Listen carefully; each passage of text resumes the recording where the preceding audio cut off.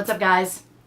This is my response to the What's Your Witchcraft tag. It's 30 questions long. I'm going to try to get through it quickly, so bear with me. I will put the questions in the description, and I saw this originally on Alvine's channel, so I will leave a link to her, and I'll try to remember to leave a link to the original sources as well.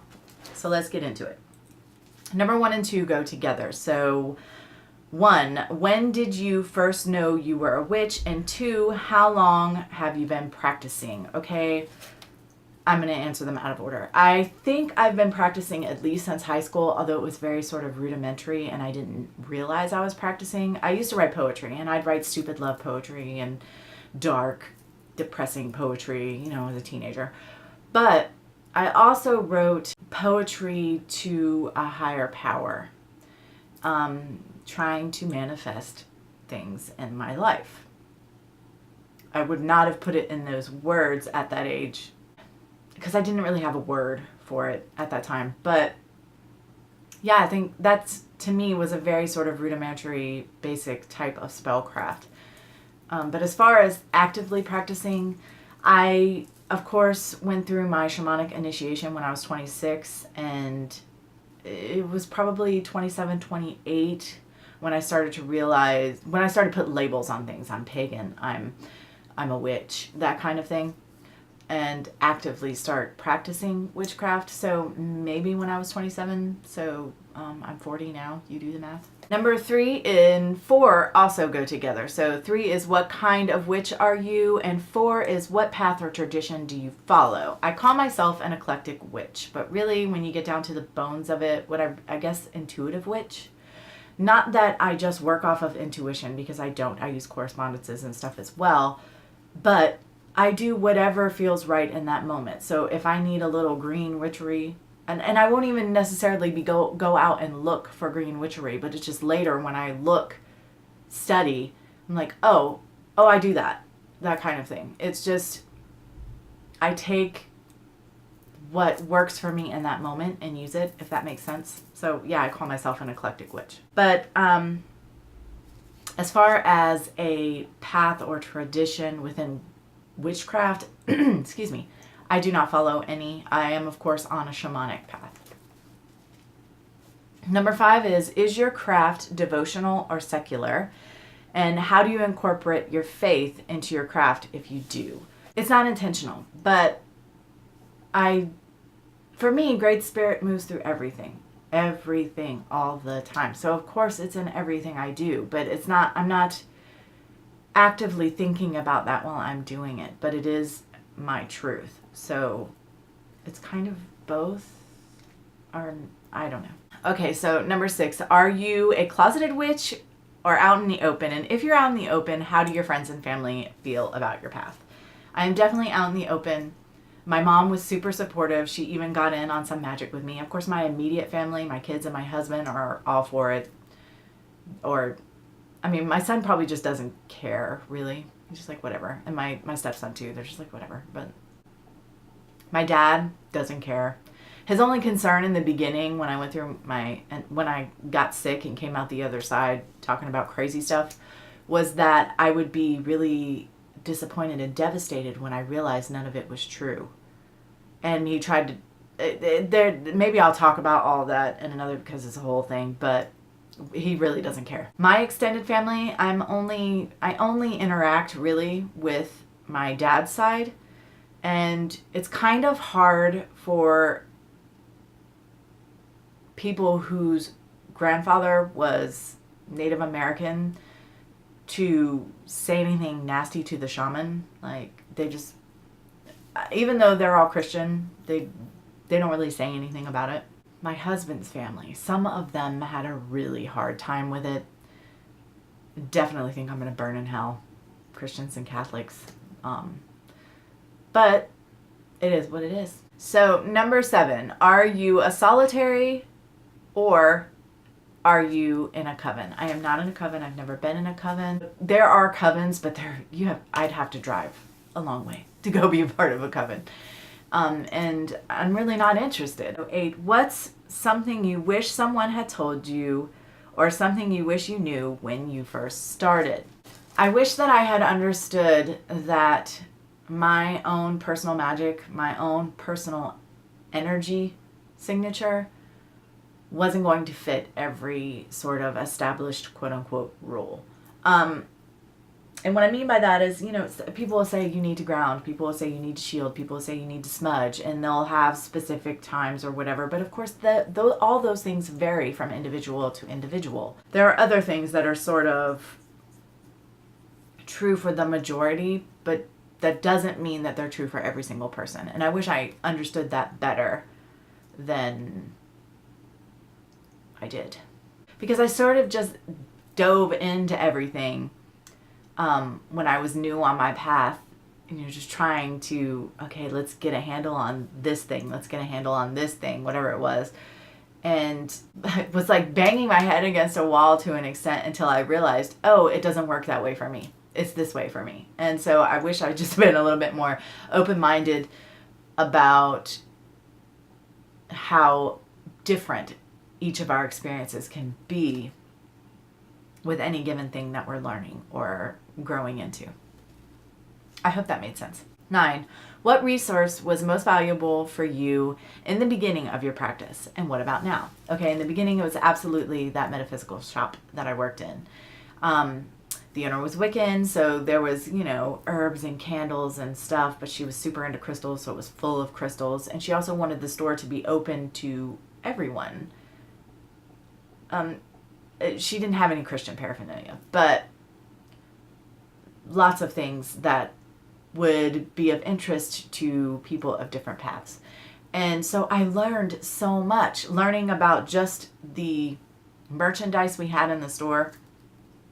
Learned so much about crystals, learned so much about herbs, and just talked to so many different individuals on different paths and learned so much from them. And then we had all these classes, and it was just a super awesome experience and resource for me at that time. So grateful. And now it's YouTube. I love watching other people's videos and learning things from them. And I love doing my own videos, because when we talk about things we know, when we teach, we sort of internalize that information even more, and it becomes even more rooted within us, and we understand it better. And we might even be in a position to understand it in a different way than we were the first time we digested it. So it's a powerful experience in itself. And I'm just really enjoying becoming part of this little community and interacting with people, and it is definitely my valued resource at the moment. So thank you, everybody, and thank you, YouTube. Number 10 is, what was your first spell and was it successful? I couldn't tell you to save my life. I honestly have no recollection of my first spell or if it was successful. I remember my first ritual, and it was very small, and it was a gratitude ritual, and it was very powerful, and it shifted something inside me. So I remember that, but I don't remember my first spell. I've had many spells that were successful and many spells that were not, and varying degrees of subtlety between those two extremes, as I'm sure all of you have. And number 11, what do you do when you feel out of touch with your craft? This question is kind of hard. I've never really felt out of touch with it, and if I have, it's only been because I was going through something emotionally or physically. And I just couldn't be bothered. I've never really felt like I want to do magic, I want to do spellcraft, I want to do something, and not been able to do it. It's always been, I can't be bothered right now. And that's just me needing to work through whatever's going on and get over it, whether it's a physical illness or an emotional trauma or something. Like when my mother died, I shut down and I didn't do anything for quite a while.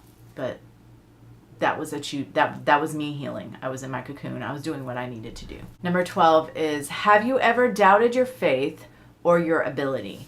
Not so much my faith, but I've doubted myself. Absolutely. When I went through the initiation and came out, I did a video. I thought I was crazy. Literally thought I was nuts. And just doubting my own power and my own ability to manifest or to create magic, to do spells. Absolutely. And I've just recently stepped more fully into my power.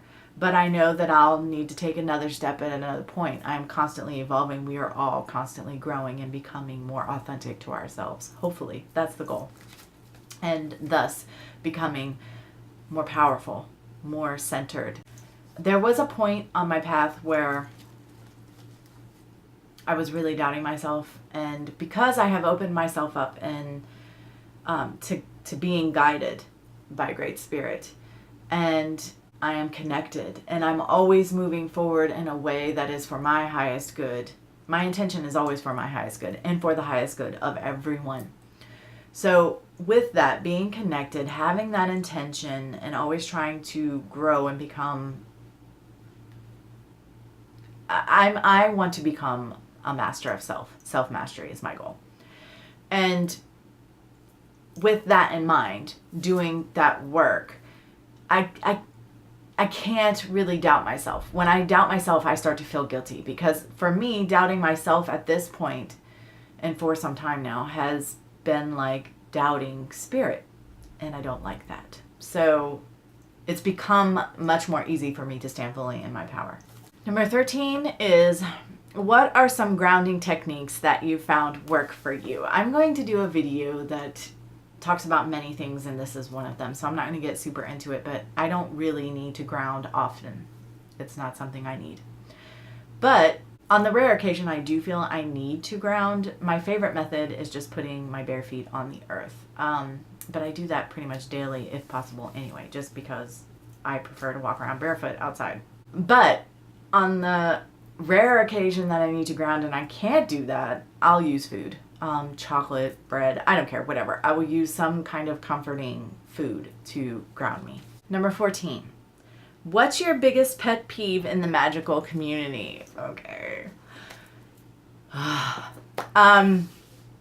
It's not just witches that do this. It's not just magic peeps. It's anybody who talks about energy. It literally makes my skin crawl when people talk about banishing negative energy and negative energy as being something bad. That really drives me crazy.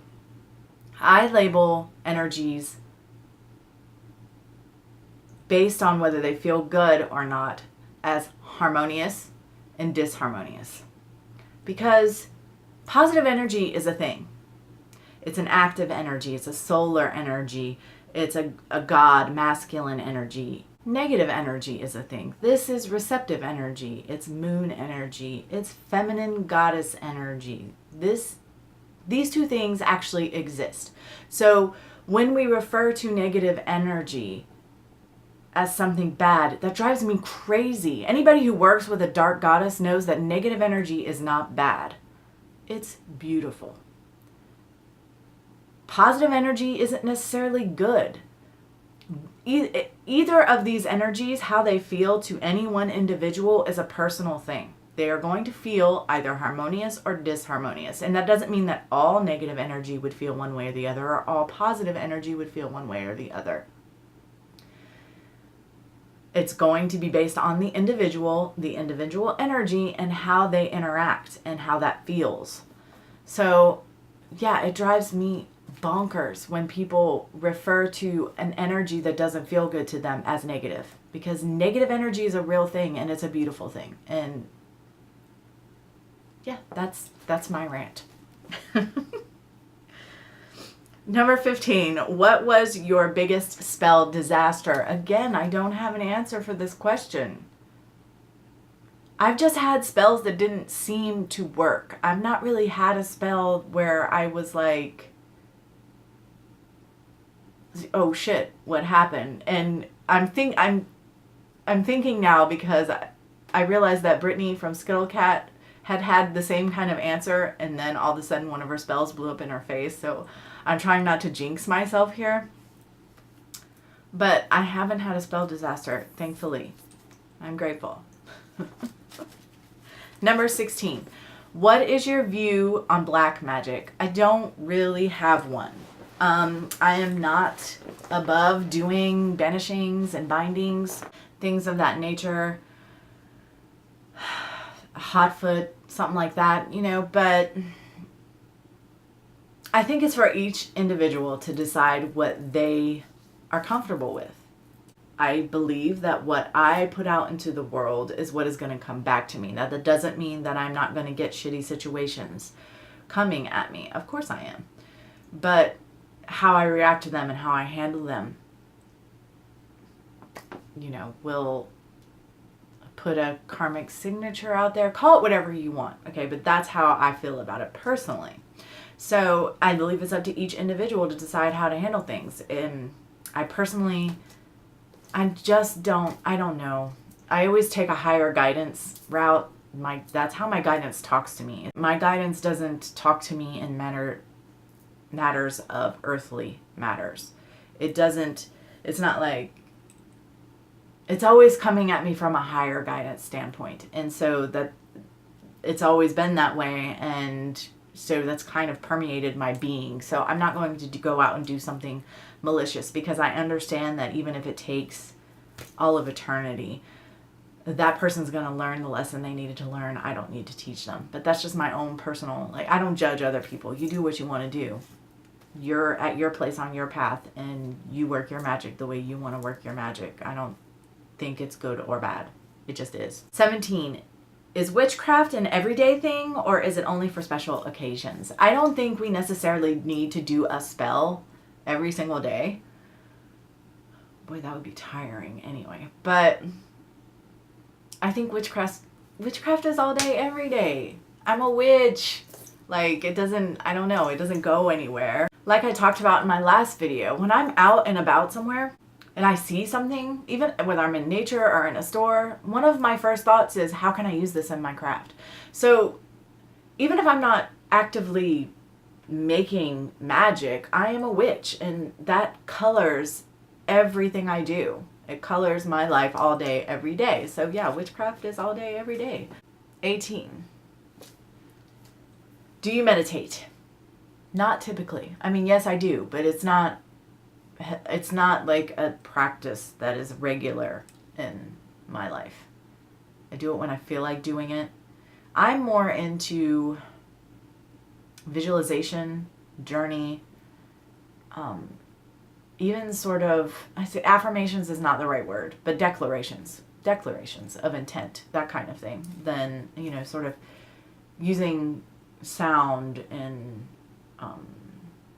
the power of spoken word to align my energies. Then meditation. I'm just not that into it.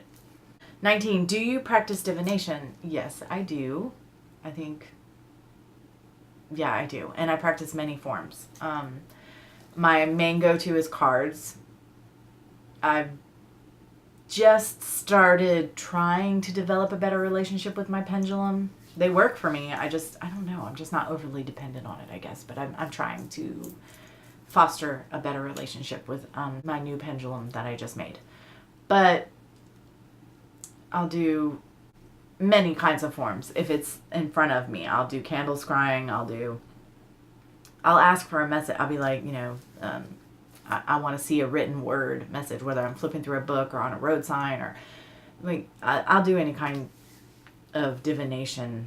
Oh, that question was, do you practice divination? And if so, what method do you use? So even though I didn't read the whole question, I answered it. 20. Moon phases, planetary correspondences, day of the week, hour. Are these things irrelevant, or are they key? I would say both or neither. Sometimes I just do what I do. But honestly, I feel best when I tick certain boxes. Because I feel like when I work with planetary hours, when I work with the planetary influence over a day, when I work with other kinds of correspondences, that I am, particularly ones that are involved with moon phase, that kind of thing. Not so much like the color, or, that matters too, but lesser to me. Because I feel like I am working in harmony with all the energies around me in a way that is most supportive of what it is I'm trying to do and gives me the biggest advantage. That's my own personal feeling. Again, I don't do it every single time. I think it's fine if you just want to walk out in the yard, grab whatever's handy and work a quick spell. Sometimes I want to get complicated with it and be into all kinds of correspondences, and sometimes I just want to be spontaneous and do what I gotta do. 21, spell language. Do you keep it simple? Do you dress it up? Is it poetry? Is it silent? All of the above. I've already said I like my spells to rhyme. I feel like a spell for me has the most punch if it rhymes and it uses the fewest words possible but clearly states what it is I'm trying to do. But sometimes I'll say that in my head, sometimes I'll say it out loud, sometimes there aren't any. It's just intention. It's just whatever. 21. Do you keep a BOS or a grimoire? I keep a grimoire. In December of last year, I started putting this book together. It's all hand done. I made one for myself and one for my husband and gave it to him for Yule. And before that, I had all my information all over the place. And I just decided this eclectic witch needed her own book, because there are things that are important to me that might not be important to anyone else in this world, or at least not any other witch. But I needed all my information in one place. So I've started doing my grimoire. You can see it's a work in progress. So I'm not really going to get into that. Maybe one day I'll show my grimoire, but I wanted to write it all out by hand. But really, I'm 40 and I wear glasses to read, and I decided I want to be able to, I'm not going to put all this effort into this book and not be able to use it in 5-10 years, you know. I want to be able to use it for the rest of the time I'm on this earth. So I decided to type everything up on the computer, use pretty pictures, like this is my opening page. And I took a pretty border and put it up there, and like I just wanted to make it pretty but have it be legible and me to be able to read it and use it in the future. So, you know, you do you. However you need your book to be, whatever's best for you, you do it. Like, this is what I need. This is how it's going to be. And maybe later when I've worked on it more, I'll show it. I don't know. Number 23, do you have an altar? Is it dedicated to any specific deity, season, or anything else? We have several altars. So this is our prosperity altar in the studio. We do our prosperity spells here. We've got stones and candles and herbs for prosperity. And our Rose of Jerichos are dedicated to the pagan community as a whole for prosperity. We open them every full moon. This is our, what I refer to as an angel altar. This flashlight should not be up here. At any rate, all kinds of stones and goodies, gifts from my kids and my husband. Picture of me and my husband. This is where we can come and meet with either, it's Dusty, sorry, deity or angels or guides or what have you, helper spirits, ascended masters, that kind of thing. And this shouldn't be here either. Yeah, all kinds of stuff on my altar that shouldn't be there. But it's not, I mean, we don't do magic or devotionals or anything like that at it, really. It's just sort of a representation. And here we have my ancestor / shamanic altar. And this is where I meet with the ancestors. I petition them. I leave offerings for them. And I also store goodies here. My husband has an alchemy altar, but I don't really want to show that off without talking to him about it first, even though I know he'd be okay with it. This is my work surface, but we set it up as our ritual altar every time we perform ritual. And I do not do my spell crafting at an altar. I just do it on my work surface here or on my desk over here. 24. Thoughts on the afterlife. I have many, and none of them are set in stone. Energy is eternal. I know that, but I don't know what form it takes afterward. It's a question for the ages. I'll tell you when I get there. 25. Do you or would you teach or practice witchcraft with your children? I did. I did not. We allow our children to think for themselves, and we did not force anything on them, but we definitely exposed them to our path, and we tried to expose them to what information we could about other paths as well. And we did practice ritual with them when they were little, and they were some of the most memorable, beautiful rituals I've done. Well, I have a video where I talk about child-friendly witchcraft, so I'm not going to get into it, but we did. So 26. Do you have a totem animal? If so, what is it? Okay. Yes, Brother Eagle. The golden eagle is my totem. I talk about it in A Peek Into My Path. It's a long story, a cool story. So, you should check it out. I know that's like self-promoting, but it is a kind of cool story. 27. What are some witch books that influenced you? The way the question is worded, like, influenced me. Most of the books that really influenced me are not witch books. There are some shamanic ones. There are some ones that are just metaphysical, talking about like crystal gritting, things like that. I don't know. Scott Cunningham's book of herbs and other books about herbs have influenced me as far as my work with herbs, because herbcraft is a huge part of my practice. I'm looking at my books. It's a really hard question because, again, most of them probably wouldn't be technically considered witchy books because I'm into all kind of stuff, y'all. 28. Tools, handmade only, natural materials only. I only need my will. Anything works if I want to use it. Anything works if I want to use it. I can cast circle with a big pen. I can cast circle with my hand. But if you've watched my videos, you know that I definitely love to make my own tools. But I also love to purchase them. I love tools. I am a witch who likes shit. I like bottles, boxes. I collect mortar and pestle. I like tools. 29. Do you have a magical name? Well, Drew is not my birth name. Drew Echoes is my name that I chose for myself. It is my magical name, but I go by Drew all the time. Anybody I meet out in public, unless it's a legal situation, I have to sign something like taxes or something for my kid or a doctor, I go by Drew. Drew Echoes. I came up with that because if you've watched the video A Peek Into My Path, you know that a tree brought me in a way. I have this deep connection with trees.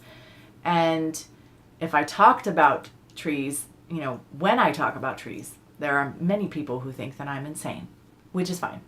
But I took the word druid and just took the root of it. Druid is like tree-wise. And there's also an element of it meaning truth. And both of these things are very significant and important to me on my path. And then echoes, of course, is like a reverberation, a ripple. So, you know, truth, tree wisdom, echoing. It's kind of the deal. I also have a name that I feel was given to me from spirit. I do not speak it aloud. I use it occasionally in my spellcraft, but not often. 30 is favorites. Favorite season. My favorite season is autumn and then spring. Your favorite herb, too hard to answer, but right now I'm growing a bunch of herbs and I just harvested some of them yesterday, so they're fresh in my mind. That would be rosemary, lemon balm, mint, and basil. And they smell amazing when I harvest them. Some of my other ones haven't come up yet because they're coming up from seeds. Crystal. Favorite crystal is moldavite. Favorite rune, I don't have one. Favorite tarot card, I don't have one. Favorite symbol or sigil, I love the infinity symbol, but I also love my little, like, if you can see, that's Pisces and Sagittarius, and then this is my sigil of my name. And, you know, that's me. That's my seal. That's my magical seal. because I'm a Pisces. My sun is Pisces and my rising is Sagittarius, and then Drew in the middle. So yeah, that's probably my favorite one outside of an established one. All right, guys, that's it. Sorry it took so long. Thanks for sticking it out, and until next time, much love and gratitude.